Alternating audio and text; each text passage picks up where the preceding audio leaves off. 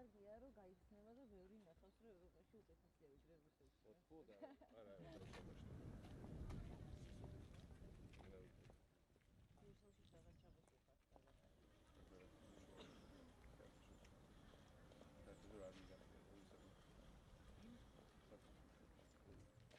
ანუ უკეთესი ჩვენ ისე ვნახეთ პოლიტიკური გარემო როგორია სამიზეზი და ჩემთან შემოვარე უწმიდეს.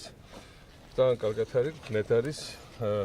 და უსურო ჯანმრთელობა და გამიხარდა რომ კარგ ფორმაშია. როგორ შემოსწრებთ ზოგადად ამ სიტუაციას?